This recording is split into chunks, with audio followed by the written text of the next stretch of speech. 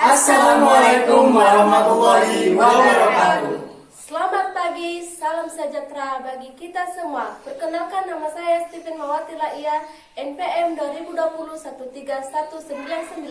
Saya Bunga Benok Saci Amiratul Asadia dengan NPM 2020-13213. Saya Yulina Cali Jatin dengan NPM 2020131884. Saya Rekso Sadani, NPM 2020-13207. Saya Muhammad Bari Noranhar dengan NPM 2020-13206. Kami dari kelompok 1 Pengantar akuntansi, Prodi Manajemen, Fakultas Ekonomi, Universitas. Abdurrahman Saleh Situbondo. Baik, kami di sini akan menjelaskan materi perusahaan dagang. untuk menyelesaikan tugas dari pengantar akuntansi 2. simak videonya. Kira-kira apa sih perusahaan dagang itu? perlu diketahui perusahaan dagang merupakan perusahaan yang kegiatan utamanya membeli, menyimpan, dan menjual barang dagang tanpa memberikan nilai tambah. Nilai tambah yang dimaksud yaitu mengubah bentuk barang atau mengolah kembali barang sehingga memberikan nilai jual yang tinggi. Namun pada intinya, perusahaan dagang merupakan perusahaan yang membeli produk dan menjualnya kembali tanpa mengubah produk aslinya. Lalu, kira-kira karakteristiknya bagaimana sih? Di sini, perusahaan dagang memiliki 6 karakteristik. Yang pertama, perusahaan dagang membeli dan menjual produk yang sudah jadi atau tanpa pengolahan. Kedua, pendapatan utama murni dari langsung penjualan.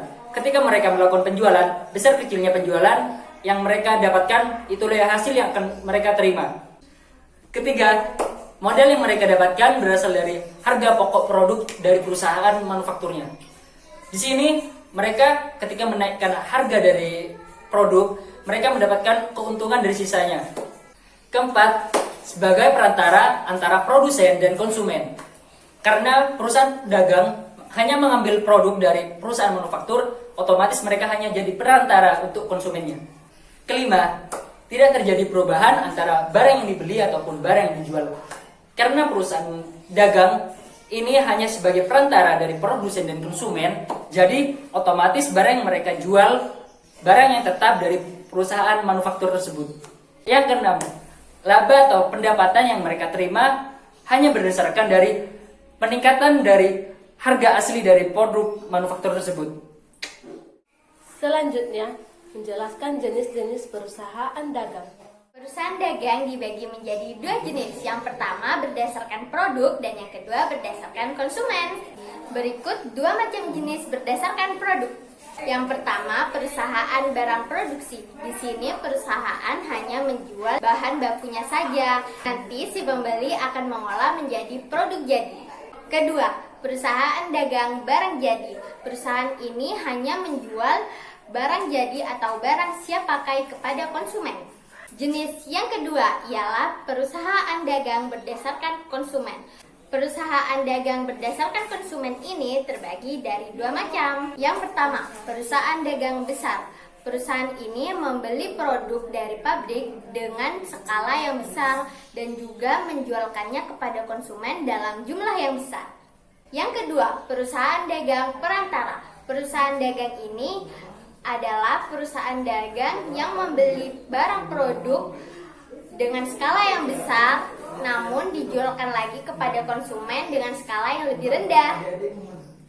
Kali ini saya akan menjelaskan mengenai syarat penyerahan barang dan syarat pembayaran dalam perjanjian jual beli. Biasanya syarat tersebut atau termin tersebut muncul dalam transaksi utang piutang. Kira-kira bentuk syaratnya itu seperti apa sih?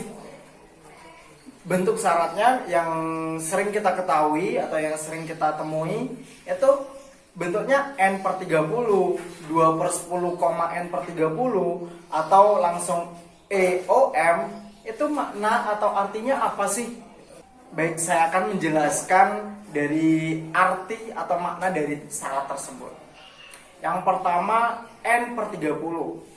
Maknanya atau artinya syarat tersebut atau faktur harus dilunasi paling lambat 30 hari setelah terjadinya penyerahan barang dan jumlah yang dibayar adalah jumlah akhir yang tertera dalam faktur. Yang kedua, yaitu 2/10,N/30 nih.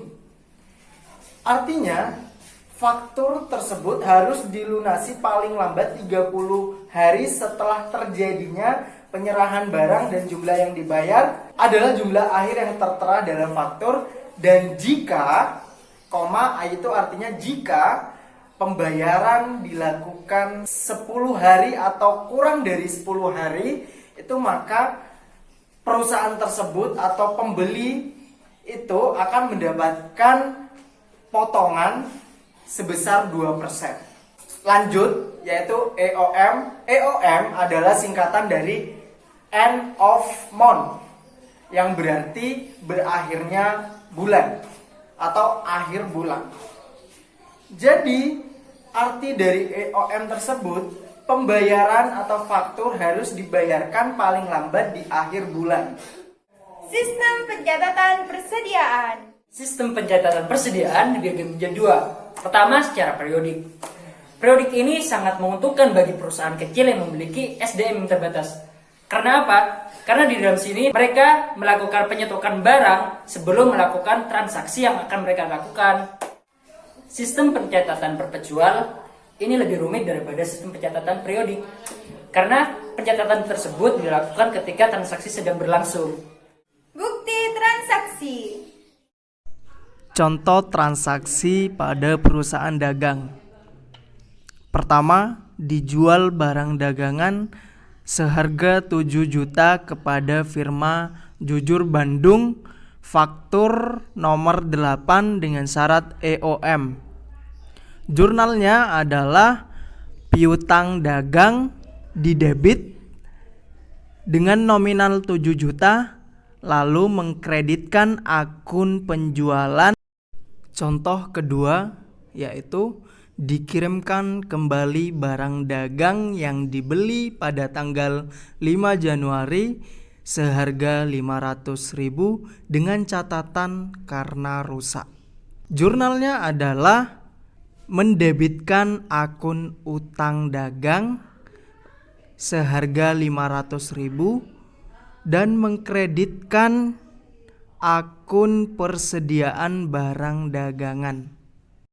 Contoh selanjutnya, diterima kembali barang dagang yang telah dijual tanggal 8 Januari seharga 1 juta dengan catatan mutunya tidak sesuai dengan pesanan.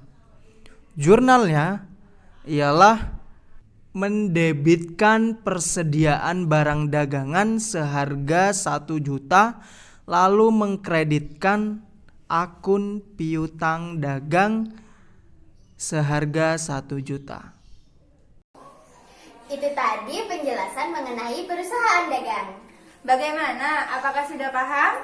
Jika kurang paham, Anda bisa mencari pendukung-pendukung lainnya dari berbagai literatur di jejaring internet kalian. Kurang lebihnya mohon maaf. Wassalamualaikum warahmatullahi wabarakatuh.